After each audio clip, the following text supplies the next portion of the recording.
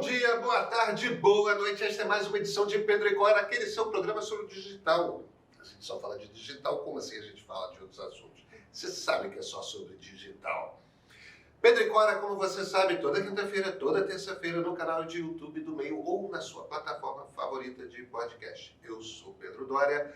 Ao meu lado está minha queridíssima amiga Cora Rona. Cora, temos visitas? Temos uma visita interessantíssima hoje. Vamos falar sobre criadores de conteúdo, sobre influenciadores. A gente pode usar a palavra influenciadores. Existe uma economia, a pessoa que a gente vai receber aqui entende de tudo isso e um pouco mais. Não há quem saiba mais disso no Brasil. Vem.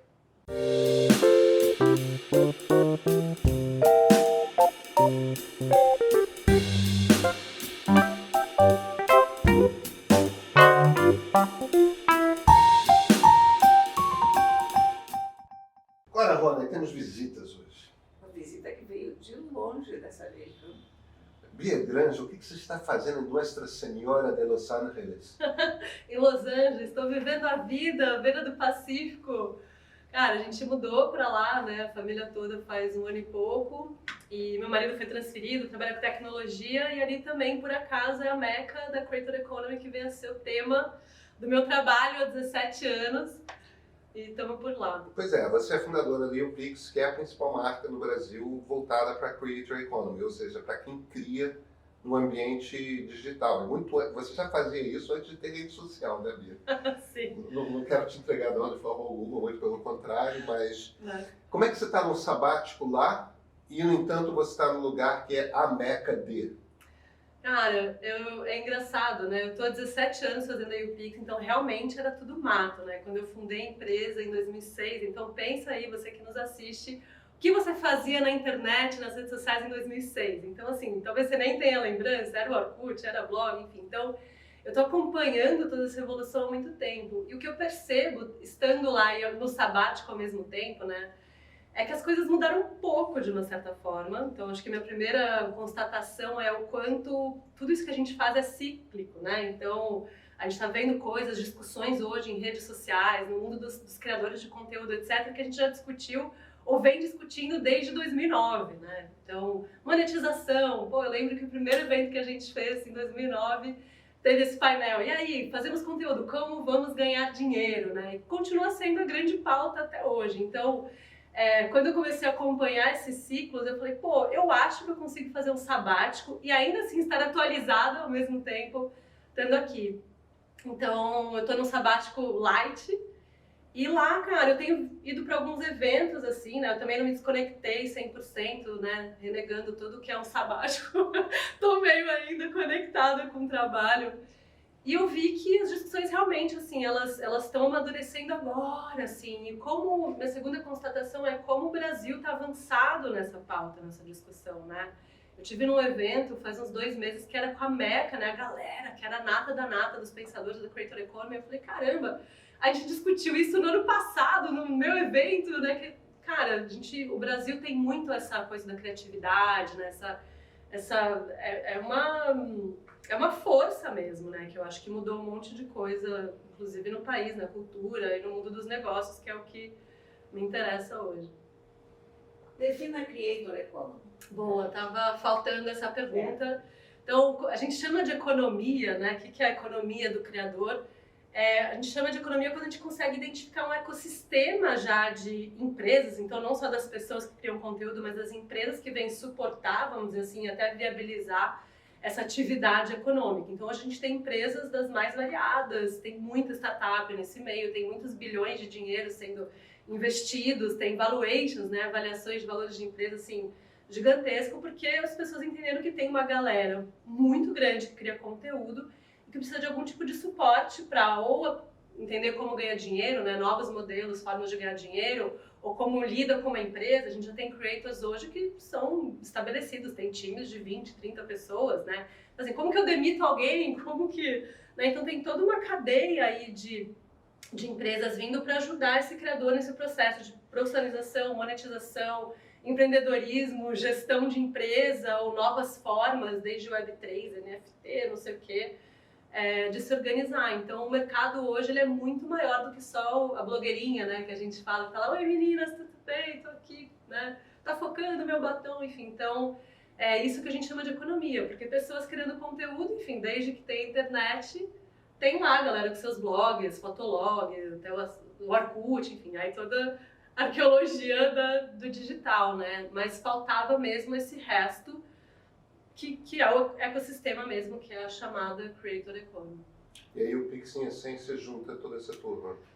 Cara, a gente junta, mas não junta. Quer dizer, a gente é um bicho muito único dentro desse ecossistema, porque a gente não é nem o criador influenciador, nem a marca que contrata a publicidade, nem a agência que faz a intermediação, nem a plataforma, não sei o quê. Mas a gente conecta todas essas pontas e entende muito bem quais são as dores, as ansiedades, as necessidades, etc. E como a gente consegue fazer isso funcionar melhor. O grande tesão da YouPix sempre foi o criador de conteúdo, a pessoa que cria conteúdo, que pra mim, quando eu fundei a empresa lá atrás, foi o que expandiu meu mundo, né, loucamente, assim. Eu lembro que, cara, antes de eu começar a ler blog, eu tinha canais muito limitados para entender o que estava acontecendo no mundo, né. Então, assim, era a enciclopédia, meus pais, professores, a mídia, né? Então, assim, dava para contar no dedo de uma mão. E quando eu comecei a ler blogs, eu comecei a ver pontos de vista diferentes, meu mundo, cara, expandiu muito, né? Então, é desse lugar de expressão, até de movimentação cultural da sociedade que eu venho, né? Então, hoje, a gente entende muito bem esse criador de conteúdo, esse cara que está criando comunidade, está criando negócio, está movimentando várias estruturas, né? Na sociedade. Então ele é meu dedo no pulso, assim, para eu entender o que está acontecendo, e eu tento conectar todo o resto com ele. Então hoje o principal, o serviço principal, assim, da YouPix é consultoria, principalmente para as empresas e para as marcas, tanto em marketing de influência quanto para desenvolver um negócio para creators. Então a gente se uniu com um grande banco para ajudá-los a criar serviços financeiros que atendam essa galera, enfim. Então é nesse lugar que a gente atua hoje. Qual é o maior desafio na área hoje? Para creator? Para creators. Dinheiros. Nada de novo sob o sol. Nada de novo. Exatamente. Porque eu acho que tem uma coisa muito interessante, que o ser creator, ser uma pessoa que cria conteúdo, hoje é muito fácil, né? Então a régua, né, não tem, basta você ter um celular conectado que você pode começar a se expressar de alguma forma e de repente você tem algo a dizer, você viraliza, não sei o que, você vai formando uma comunidade. Então tem muita gente que tem essa ferramenta na mão, né? E as próprias plataformas, as redes sociais, elas evoluíram de um jeito para tornar a produção e a criação de conteúdo muito fácil, né? Acho que o TikTok talvez tenha sido mais, né? É fácil, já edita na hora, não sei o que, puta, tá lá, tem o filtro, tem a música, né? Então, cara, é muito fácil fazer isso. O que faz com que a gente tenha, sei lá, só no Instagram, mais de 9 milhões de pessoas intencionalmente querendo ser criadores de conteúdo. Só no Instagram, sem falar TikTok, Quai, YouTube, Twitter, ou X, ou Threads, ou, né, enfim, Twitch, todas essas plataformas, ou seja, uma profusão de pessoas com um modelo de negócio que ainda não está muito sólido para todo mundo. Então, a gente tem hoje 50% desses criadores ganhando até R$500, que, cara, você não está mesmo inserido naquela economia, porque é o dinheiro das marcas, né, que vem sustentando isso, a hashtag publi, né, como a gente fala, a publicidade, e não tem marca suficiente para esse tanto de gente, né?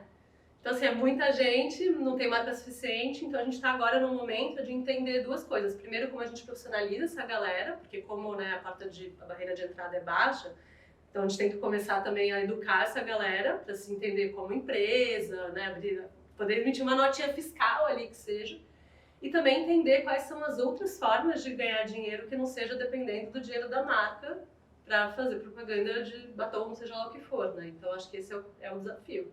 Dinheiro para todos. Agora, Bia, a gente está gravando na quarta-feira, mas o programa vai ao ar quinta.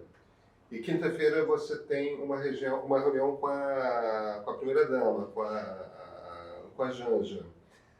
Qual é o assunto? O assunto é Creator Economy. O que está acontecendo? Cara, é um encontro com mediação do Sebrae, né? Então, o Sebrae enxergando já esse universo como universo de profissionalização, que precisa disso.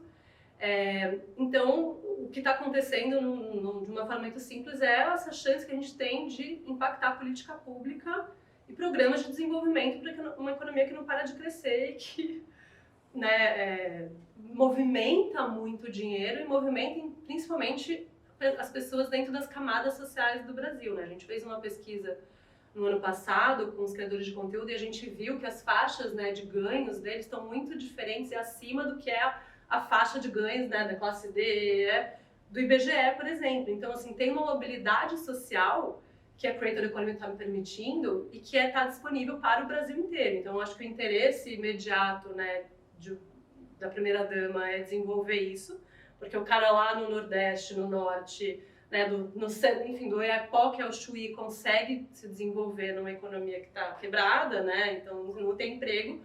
Então, e a gente poder começar a ver essa mobilidade social. E o Sebrae vem com essa força de profissionalização, né? Então, é um evento em que a gente vai ter uma manhã expositiva, então a gente vai meio que nivelar o assunto para todo mundo que está lá. E à tarde a gente vai ter grupos de trabalho para pensar mesmo como que a gente pode fazer isso acontecer, né? Porque é uma economia. A economia criativa, ela já é muito conhecida, né? A gente já fala disso há muito tempo. E eu acho que dentro dessa economia criativa tem essa economia do criador, né? Creator Economy, que, tá vindo com muita força. E precisa mesmo dessa aceleração lá. Você acha que há mercado para todos esses creators que estão aparecendo? Porque você está no TikTok, cada dia aparece uma coisa nova. Uhum. Cada dia aparece uma coisa nova com sei lá quantos mil seguidores. Tem mercado para todo mundo? Cara, eu acho que não vai ter. Eu acho que como todo mercado tem, né, uma autolimpeza, vamos dizer assim. Eu acho que nem todo mundo vai virar um negócio pequeno, médio ou grande. Então muita gente vai ficar até enfim, pela proporção da coisa. Mas eu acho que tem um lugar, sim, né? O famoso quem? Eu nunca ouvi falar dessa pessoa. A pessoa tem 1 milhão de seguidores, né? Então, acho que a gente tem espaço para essas comunidades, né? Porque eu acho que a gente sempre enxergou muito o digital como essa coisa, como uma mídia de massa, mas na verdade é um lugar que tem muita gente, mas tem muitos nichos também, tem muitas comunidades. Então, eu enxergo que tem espaços para essas comunidades, para quem conseguir nutrir isso e até transformar isso num negócio. Eu acho que uma das formas de ganhar dinheiro que a gente tem visto muito crescer agora é o subscription, né? Então, as assinaturas. O próprio Instagram lançou aí faz umas 2, 3 semanas seu serviço de assinatura para criadoras de conteúdo. Então, assim, talvez você não vá ter 1 milhão, 3 milhões de seguidores e uma marca vai te querer, porque a marca ainda é muito, né, ligada em audiência, mas a sua comunidade pode te viabilizar, né? Te ajudar a estar aqui, produzir esse conteúdo, enxergar o valor no que você está fazendo. Então, de novo, acho que muita gente vai ficar normal, né? Acho que a gente segue a proporção lá de, né, 90% dos negócios morrem em 2 anos, tudo certo. Mas acho que tem muitas formas de existir que vão surgir ainda. Tem plataformas que são melhores do que outras para a economia? Quais são? Cara, o YouTube, assim, segue sendo muito pioneiro nessa forma de dividir, né, o seu dinheiro com os criadores de conteúdo. Foi a empresa que inventou esse sistema, né, de AdSense, ou seja, remuneração.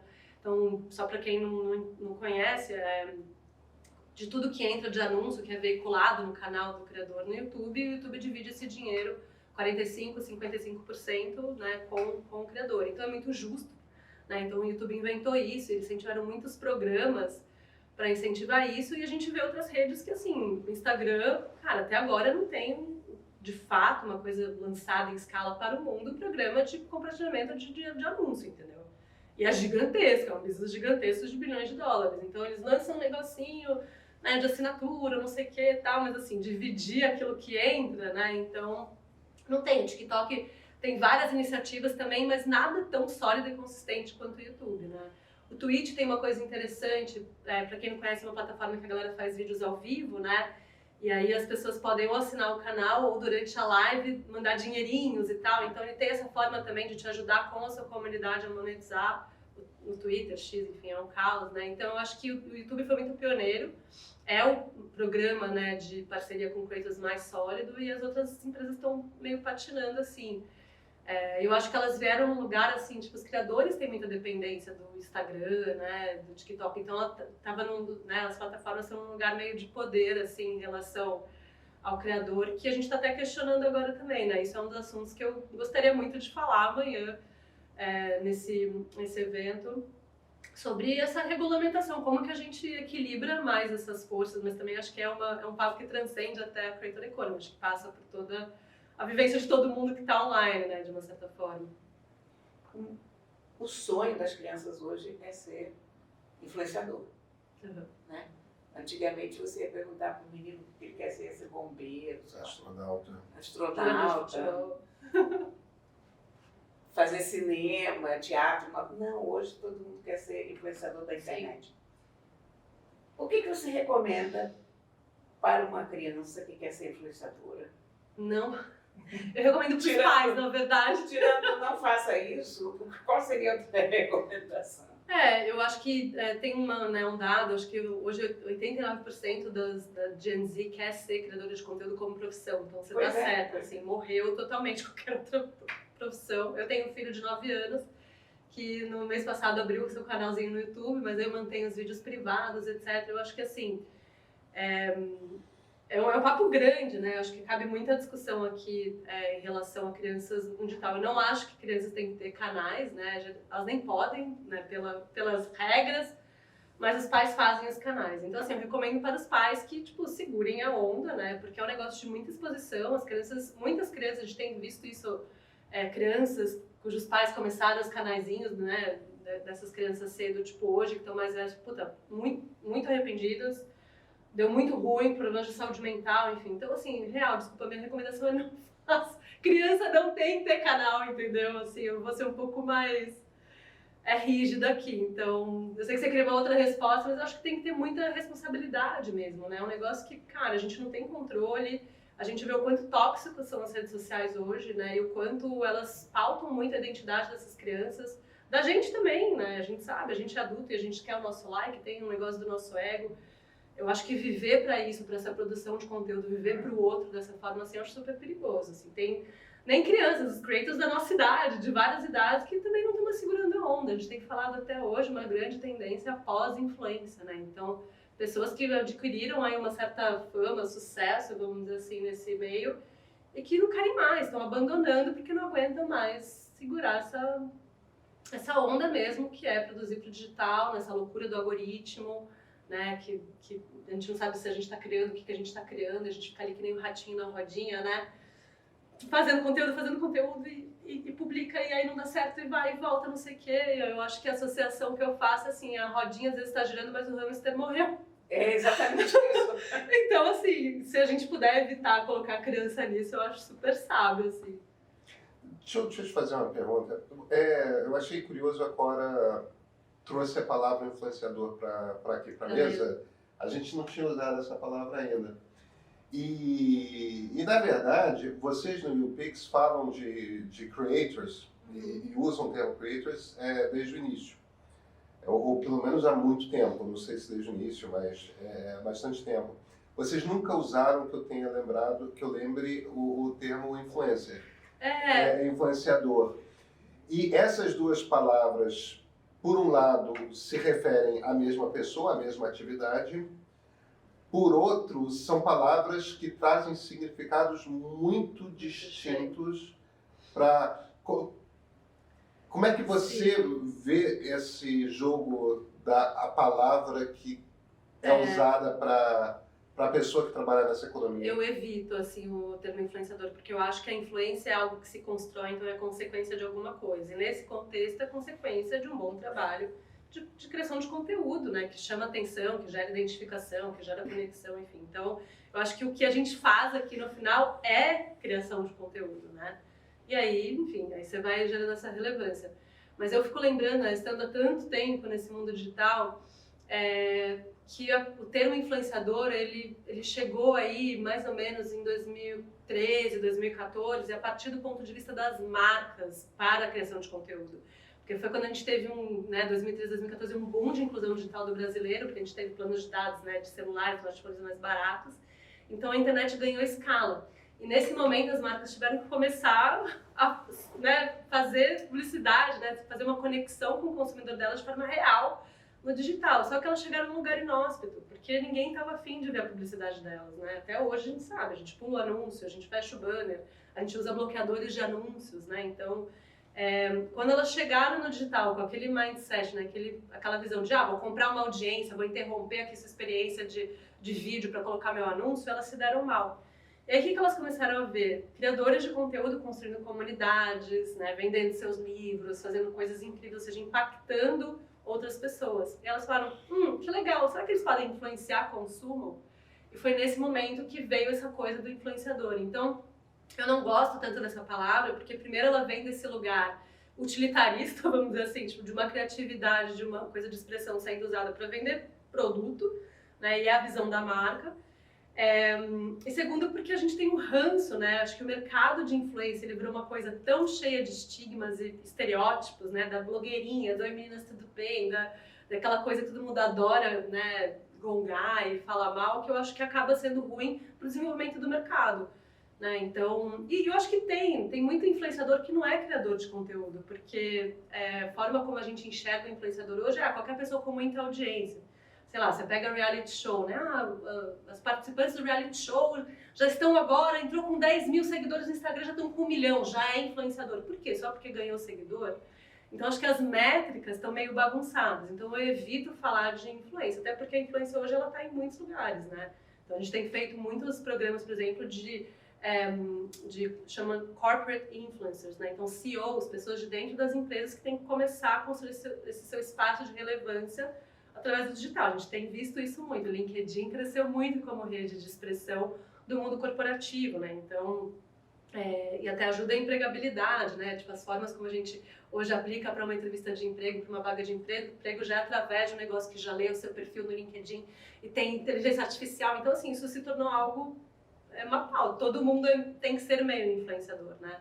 Então, acho que tem muitas camadas aí. Eu prefiro focar no rolê criativo mesmo. E aí, se você quiser construir, né, ser influente, né, e construir, vender batom, se você quiser ter uma comunidade, se você quiser falar de política, enfim, eu acho que você é uma pessoa influente, você é uma pessoa influente, né? Mas vocês não colocam na bio de vocês digital influencers, né? Eu sou a pessoa que ainda coloca jornalista. Eu também. Tá quase ali, né? Olha, eu não só coloco jornalista, como quando eu falo jornalista, eu ainda penso em jornal impresso. Ó. Não, eu já não. Eu penso muito, porque eu leio o jornal impresso todo dia de manhã e eu sinto um enorme prazer no jornal impresso e é um momento de desentendimento com a Lolinha, que é um dos meus gatos, porque ela não permite essa atividade na casa. E se mete no jornal. Lolinha já é Gen Z, então, pelo visto. Ela é Gen Z, Lolinha é totalmente Gen Z. Então eu ainda penso, sim, em jornal impresso, mas, evidentemente, a gente está nisso há quantos anos? Agora, blogueiro virou um termo pejorativo. E tudo começou, né? O blog era uma forma era uma plataforma. Olha, eu me lembro que uma vez eu fui à CIES. Nós somos blogueiros de primeira geração. Eu sou, completamente, 2001. Eu fui a uma CIES, eu não me lembro mais em que ano. Eu sempre me registro como imprensa, press. E aí a partir de um certo momento, eles começaram a pedir métricas de redes sociais e tal. E aí eles me registraram como digital influencer. Olha aí, em vez de press. Mas eu não sabia se aquilo era para eu ficar chateada ou para gostar. Eu não tinha a menor ideia se eu gostava ou não daquela mudança. Então eu fui lá e pedi para eles me darem de press, que eu não estava contente com o negócio de digital influencer. Não, eu sou press. Eu sou raiz. Sou press, né? Eu sou raiz, press raiz. Não, eu acho que o influenciador é uma pessoa que é formadora de opinião, né? Isso existe desde antes do digital, né? Então, acho que eu tenho uma vontade de voltar para essa definição. Mas, se você sabe de uma coisa, eu tenho problemas com essa expressão, influenciador de opinião, porque eu não sei se a expressão é correta. A gente fala muito em influenciador de opinião, formador de opinião, para quem, na verdade, é agregador de opinião. Quer dizer, na verdade, quando um formador de opinião se manifesta, ele está dando o ponto de vista de um certo grupo ao qual ele pertence. Né? Eu não acredito que em nenhum momento eu tenha mudado a cabeça de quem quer que estivesse lendo as minhas coisas. Mas eu provavelmente, eu confirmei o que as pessoas acham. Você não acha isso? Eu uso muito o termo quando quando eu faço, quando eu estou fazendo notícia não, evidentemente, ali é notícia. Mas quando eu estou construindo um raciocínio a respeito de um determinado tema, o termo que eu continuo usando, que é um termo velho também, é analista. Eu faço uma análise. E o que eu quero dizer com uma análise é o seguinte, ó, perante essa notícia aqui, deixa eu trazer essas outras informações e olha como é que eu leio a notícia a partir desse conjunto de informações aqui. Quer dizer, o que eu estou oferecendo para as pessoas é um raciocínio que ajuda elas a pensarem e chegarem a conclusões a respeito daquilo. Algumas vão concordar comigo, outras vão discordar, mas eu dou todo o caminho para que elas concordem ou discordem, porque elas estão enxergando como que eu cheguei àquela conclusão. Eu não estou entregando uma conclusão, né? Eu estou fazendo uma análise da coisa. Eu acho que a gente é treinado para fazer a coisa desse jeito, né? No jornalismo. Que formador de opinião me parece uma expressão meio pretensiosa. É super. Não é? É super, mas Então, acontece. eu tenho uma birra com isso. Mas total. Analista eu gosto. Mas eu acho que é isso, assim, quando tipo, a gente está nesse mundo quebrado pela desinformação e pela profusão insana de informação, né? Estímulo é coisa de todo lugar. Então, é difícil ter pessoas que fazem essa curadoria, né? Então, elas vão lá no vasto oceano digital, né? Passam a rede, clusterizam, organizam e dão sentido, né? Eu acho que esse é o papel de uma pessoa que me ajuda a formar a minha opinião.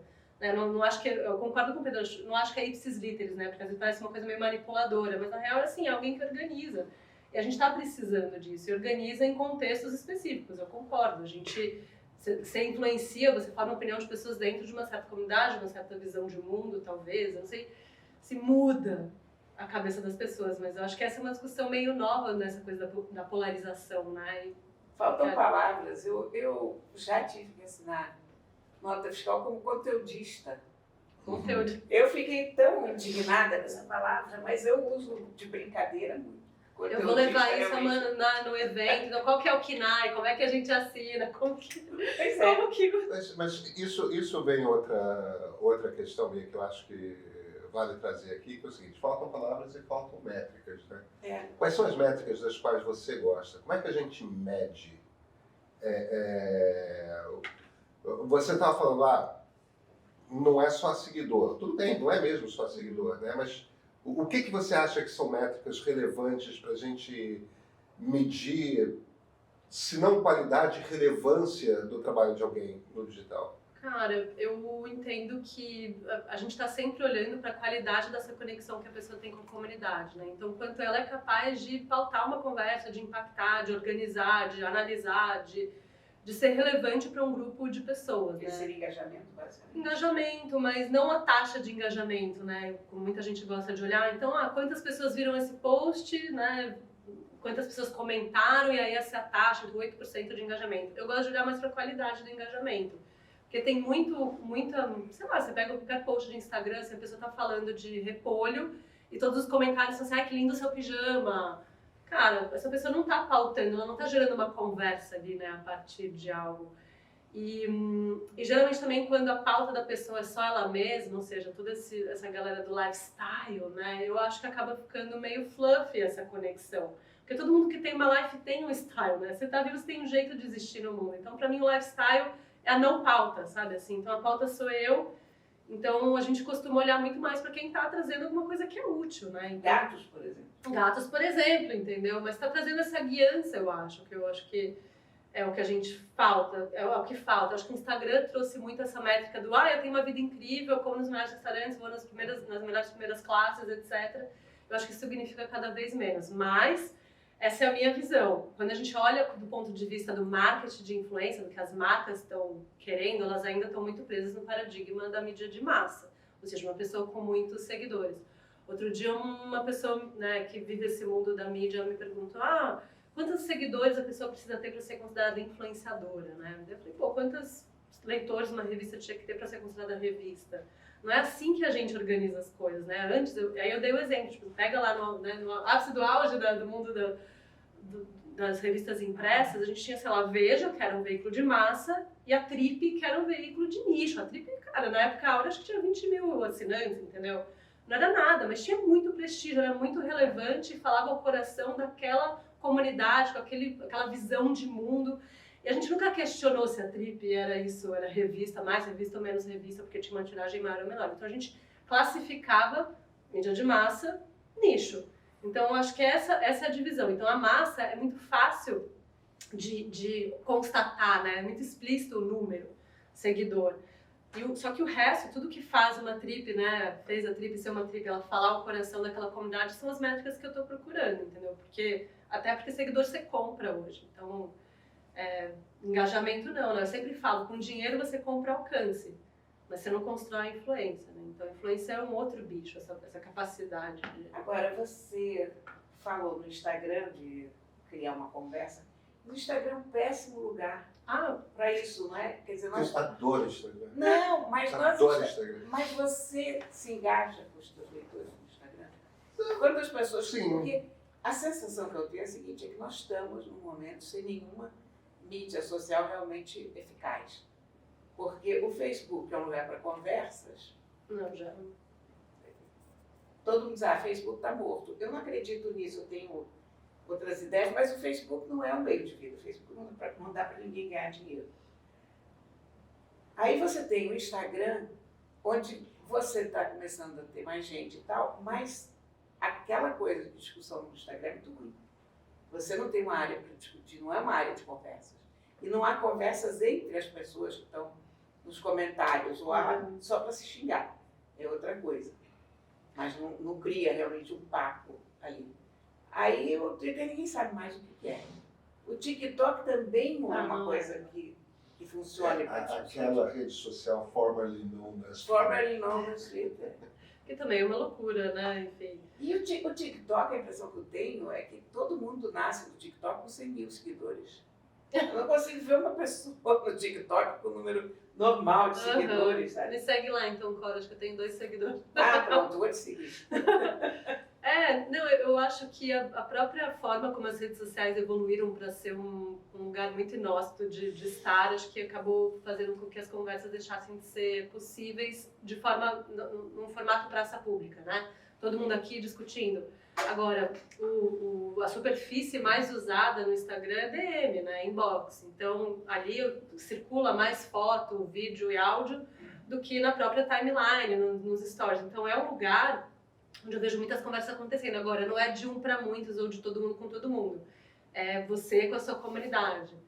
E o que eu vejo que muitos criadores de conteúdo estão fazendo agora é migrar mesmo para um rolê de comunidade, seja uma comunidade no Telegram, uma comunidade no WhatsApp ou em uma plataforma mesmo de comunidade, que tem uma cara de fórum, né? Daqueles antigos da internet, delícia, onde a gente conversa. Todo mundo voltando para Usenet, é isso? Não, mas eu tava falando disso, né, antes de entrar aqui para bater papo, como as coisas são cíclicas, então as coisas vão, a gente tá redescobrindo coisas, tipo, a gente foi para a gente tipo acorda nessa coisa da praça pública, da rede social e da audiência e todo mundo aqui, cara, essa corda estourou. A gente tá voltando pro quê? Os blogs eram isso, a gente tinha as newsletters, as comunidades do Orkut, todo mundo dentro de uma comunidade batendo papo, então é isso. Então a gente está agora pagando uma plataforma para ter uma comunidade, né? Então acho que a gente está voltando um pouco para essa... É um movimento pendular mesmo, de, putz, quero mais conexão, agora a gente foi pro... né? Agora todo mundo para a praça, vamos ficar gritando um com o outro, aí volta um pouquinho. Eu acho que as coisas vão coexistindo, assim, né? A gente está falando, é o fim das redes sociais, porque agora não tem uma só, não tem hegemonia no Instagram. Tipo, cara, faz muito tempo que tem muitas redes sociais com vocações muito específicas, para grupos muito específicos, né? O formerly known as Twitter, né? Tipo, não precisava ser um negócio de escala, porque tinha muita formação de opinião lá, tinha muito, né, muita coisa que nascia lá. Os memes, né? Então a gente via quantas páginas no Instagram que só faziam print de coisas do Twitter e bombavam. Então, eu tô vendo isso de uma forma meio cíclica e as pessoas querem se conectar. Acho que a pandemia trouxe um contexto de digitalização boom, né? Ai, a gente viveu isso muito, assim. Eu acho que é um backlash meio natural, né?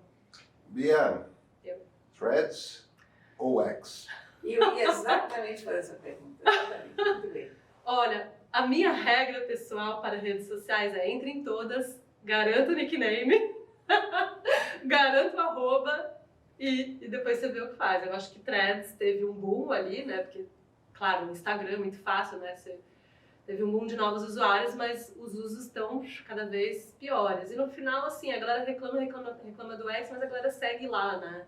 Então eu vejo muitas das pessoas que já eram hard users, pelo menos aqui no Brasil, né? Que já era um núcleo duro, vamos dizer assim. Nunca foi muito grande o Twitter quando ele Eu tô começou. cada vez menos lá. Ah, é? Você tá onde? No Threads? Também não. Então. Eu tô no Instagram. Eu Tá no tenho Instagram. usado o Threads. Quer dizer, eu tenho postado relativamente pouco, mas eu tenho... Você vai ver. Eu tenho também. Eu não posso dizer nada, porque isso foi no outro dia, eu viajei, saí completamente do meu cotidiano esses últimos dias, então realmente não sei se... Uhum. Mas eu tenho aberto o Threads. O, Mais do que o formerly known, etc. O Twitter /x/x, eu ainda não sei se em português é X ou X. Acho que não tá, enfim.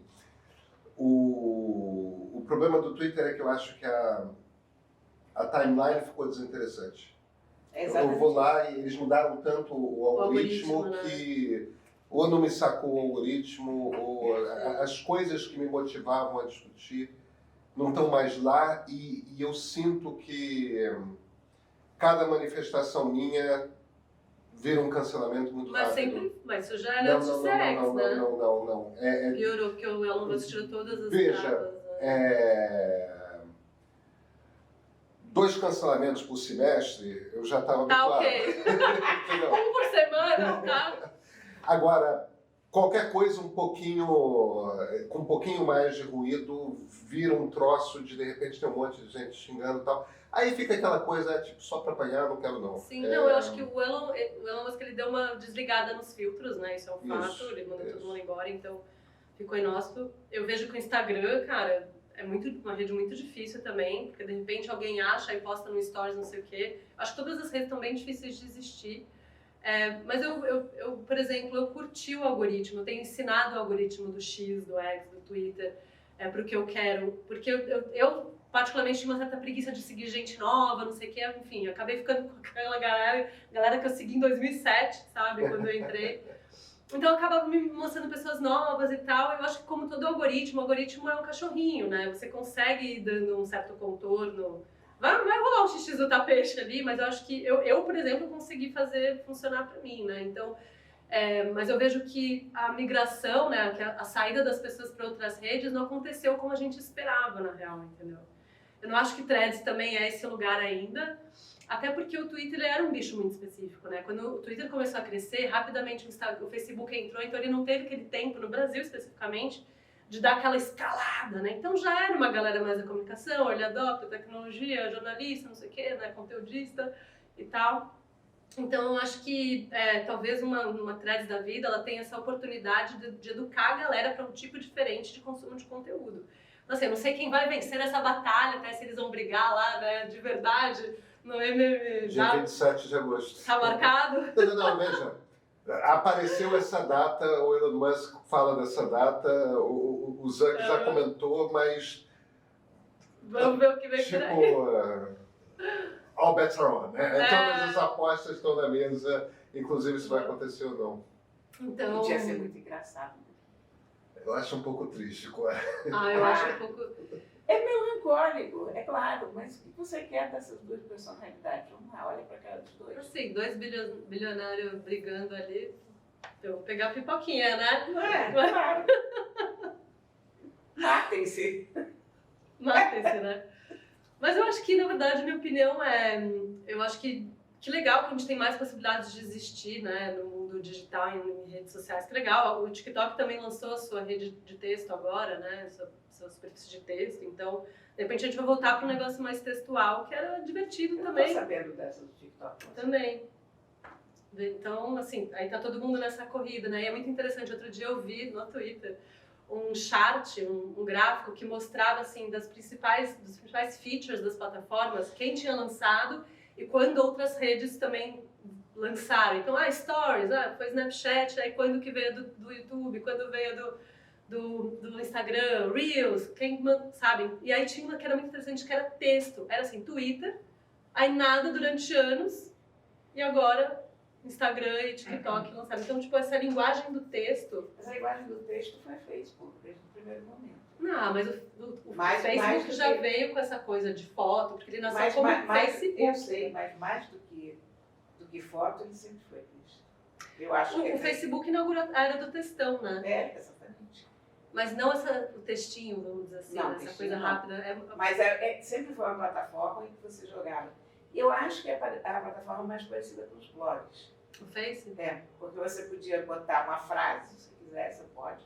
Uhum. Você pode botar um texto maior, você pode botar uma foto. E os grupos de discussão embaixo, quer dizer, a caixa de comentários. É. Que é a mais flexível e a melhor de usar. Até porque tem o computador também, isso sempre ajuda. Você gosta do Facebook? Eu gosto do formato. Eu perdi por completo o hábito. Eu também Há não entrei. muitos anos. Mas dizem que os grupos são muito legais, né? Quem tá em grupos mesmo, Os tem grupos funcionam essas muito características bem. de fórum que vai muito bem. Assim. É. A timeline mesmo, pra mim, A primeira cancelada pesada que eu peguei foi por causa de uma coisa que eu escrevi num grupo desses, logo que tinha surgido os grupos. E tolinho, né? Com essa idade de internet, achar que algo que você publica para um Vai grupo ficar. pequeno vai ficar lá, né? Escrevi uma bobagem e alguém levou para o Twitter. E naquela, eu acho que foi minha gota d'água de Facebook, assim, do tipo, agora eu só vou publicar em público. E aí, então, estou sempre com a guarda em alta, já sei o que pode acontecer e tal. Enfim, eu acho que, de fato, se tem uma diferença que me parece que tanto a compra do Twitter pelo Musk, quanto a entrada do TikTok nesse jogo, num lance aí de uns 2 anos, impuseram é que, de repente, espatifou mesmo, né? De repente virou uma Espatifou é a coisa... palavra. Virou um troço de muitos lugares, né? Você tem a impressão que tem aí uma coisa localizada no momento em que, de repente, estava todo mundo em tudo quanto é lugar? Ou você acha que é anterior? Cara, é anterior, a gente tem um curso em que eu vou falando um pouco dessa timeline, até pra gente ter um contexto, porque parece que tudo nasceu na pandemia, né? Porque teve, de fato, deu um boom, né? Em 2018, eu fui para um evento nos Estados Unidos, que é um evento da área de Creator Economy, e eu voltei, fiz um report para apresentar para os clientes e tal, e lá tinha um slide que eu uso até hoje, que é assim, o nicho é o novo rico, niche is the new rich, né? Então, em 2018, já tinha uma confusão das plataformas acontecendo. Então, eu lembro que nesse evento, tinha um stand do Skype. Quem lembra de Skype? Se você lembra, deixa um comentário aqui, comente Skype. Cara, do Skype, que era Skype for Creators, que eles queriam ser uma plataforma de podcast. Então era uma confusão tão louca, porque era um momento em que o YouTube fazia o long form, que eram os vídeos longos, o Facebook estava começando a investir em estúdios para fazer conteúdo long form também, então ele chegou a ter um banco de investir em longos formatos, né, fazer séries, fizeram coisas muito legais com HP, com Disney, sei lá. Mas ao mesmo tempo o Snapchat estava bombando e o Zuck já estava querendo comprar o Snapchat para fazer os stories, daí ele já estava lançando os stories, então, e o outro também. Então, assim, tinha o Musical.ly, que estava bombando na época, que era o pré-TikTok, né? O TikTok comprou o Musical.ly, a ByteDance comprou e virou o TikTok. Então já tinha uma fragmentação, então já tinha até o Skype para podcasts, né? Então eu lembro desse slide, tipo, as redes sociais são cada vez mais fragmentadas, não tem uma mídia de massa, né? Tem muita gente, mas a gente está fazendo coisas diferentes em muitos lugares. Então era um slide grande. E o Tumblr ainda, quem lembra do Tumblr? Digite Tumblr nos comentários, entendeu? Então, isso era 2018, então a gente já estava discutindo essa fragmentação. Só que eu acho que a gente foi para um lugar de dominância tão grande, principalmente no Brasil, tá? De Instagram, que a gente achou que só existia essa rede social. E agora que a gente descobriu o TikTok na pandemia e uma outra coisa que está surgindo, oh meu Deus, está fragmentando, não estamos mais todos no Instagram. A gente nunca esteve todo mundo só no Instagram. Eu acho super saudável, na real, porque a gente tem que ter formas diferentes de existir no digital. Seja o Twitch, né? O Casimiro é um fenômeno, né? Quem acompanha o Casimiro, cara, é um fenômeno de Twitch, né? O cara tá incomodando a Globo na transmissão do futebol. O cara virou um fenômeno, é uma rede que ninguém nem pensava que fosse possível, né? Então, acho que isso já existe, né? Então, o próprio podcast, a forma como as newsletters hoje são também um canal de comunicação e troca. Eu não sei se eu sou a louca da inbox, eu sou muito fã do Facebook, eu sou fã de e-mail. respondo muito e-mail das newsletters que eu Deus. recebo, não sei se as pessoas vêm de volta, às vezes. Então, assim, eu acho que faz muito tempo que a gente está falando disso, só que aí começa a cair a ficha, né? Eu acho que a pandemia deu uma esticada na corda real, né? Espatifou muito tudo, né? A forma como o TikTok veio, mudou, a questão dos algoritmos, como a gente existe. Antes era uma coisa mais de pessoas e amigos, né? E contatos. E agora é sobre o conteúdo que você quer ver. E é tão viciante, né? A gente fica naqueles estímulos de dopamina, então... E agora a gente está querendo talvez sair um pouco disso, porque a gente não aguenta mais, porque o cérebro de todo mundo já derreteu. Ou seja... que positivo. Então, vamos entender se agora vai voltar o Facebook Groups, se a gente vai falar no Slack, no Discord, no X, enfim, no Threads. Acho que isso vai seguir, assim, vai continuar. Bia, sempre bom te ver. Obrigada, maior prazer estar aqui. Foi ótimo. Muito obrigada. Obrigada, Cora. Saudade. Acho que a última vez que eu te vi, a gente estava fazendo um evento aqui, sei lá, em 2013. Nem tinha ainda Instagram direito. Muito bom, obrigada.